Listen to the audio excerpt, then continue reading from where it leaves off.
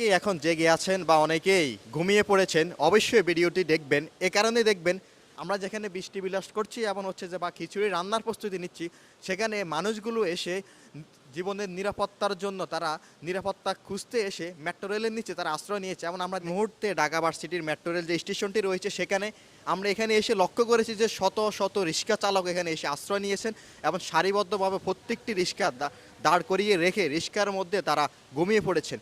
আমরা তাদের থেকে জানলাম তারা এখানে কেন এসেছে। আমরা জানতে পারলাম যে তারা ঘূর্ণিঝড়ের যে দমকা হওয়া বাতাস বয়ে যাচ্ছে এবং তারা ভয় পেয়ে গিয়ে এই মেট্রো রেলের স্টেশনে এসে আশ্রয় নিয়েছেন। তারা জানিয়েছে অনেক জায়গায় পানি উঠে গিয়েছে এবং হচ্ছে যে গাছপালা ঢাল ভেঙে পড়ছে এবং তারা ভয়ে এই স্টেশনের নিচে আশ্রয় নিয়েছেন। এবং আমরা এখন একজন রিক্সা চালক চাচার সাথে কথা বলবো যে উনি এখানে কেন এসেছেন এবং হচ্ছে যে কেন এখানে এসে অবস্থান করছেন। আচ্ছা, আপনি এখানে কেন এসেছেন? এই নিরাপত্তা আসলে লেগে বৃষ্টি ঝড়ের বাতাস দেখে তুফান ভালো মতন আইতে পারে, বৃষ্টি জমাইতে পারে, শিল পড়তে পারে।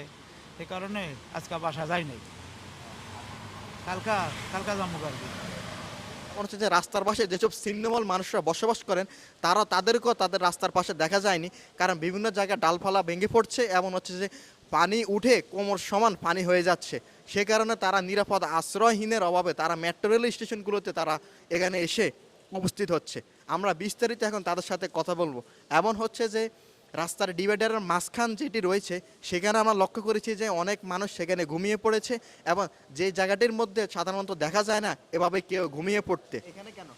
আমি এখানে ওই জ্বরের কারণে, বৃষ্টির বাদলের কারণে, গাছগুড়া ভাঙ্গা পড়ার কারণে আমার বাসার চরে আমি এই কারণে ডরে যাই না। আর নাস্তানা লইছি আজকে।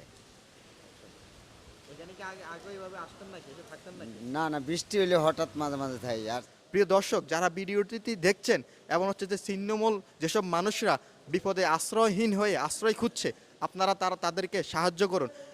আপনি এখানে এসেছেন কেন? এনে জ্বরের কারণে দাদা যেতে পারি নাই। আপনার বাসা কোথায়? মুগদা। মানে জান নাই কেন, কি ভয় পাচ্ছেন নাকি? এই বৃষ্টির লেগে বাতাসে যেতে পারি নাই। ভাই, আপনি এখানে কেন? আমি এখানে বাতাস বয় বাধা বেড়ে বয়ে আর এখানে আজকে বাধ্য এখন আর আমাদের আর চুল পাতাছে না। আপনি কি আগেও কি এখানে আসতেন নাকি? না, আগে কোনো দিন আসি নাই। আজকে কি তাহলে ঝড়ের কারণে? জি জি, অনেক বাতাস, আমার শরীর কুলাতে ছিল না, আমি পরে এখানে ছাদের আল্লাহ আশ্রয় কোনো রকম আস। এবং সারা দেশের উপকূল অঞ্চল যেগুলো রয়েছে, বিশেষ করে খুলনা, বরিশাল, পটুয়াখালী, বরগুনা, নোয়াখালী, ভোলা, এসব অঞ্চলের উপকূল অঞ্চলের মধ্যে ঘূর্ণিঝড় রিমেল তীব্র আকারে খুব খারাপভাবে আঘাত এনেছে এবং হচ্ছে যে বন্যায় প্লাবিত হয়েছে বিভিন্ন এলাকা এবং হচ্ছে যে গ্রাম ইউনিয়ন এবং গড়চাড়া হয়ে গেছে শত শত হাজার হাজার মানুষ। এখন পর্যন্ত প্রায় 10 জন মানুষ নিহত হওয়ার খবর পাওয়া গিয়েছে।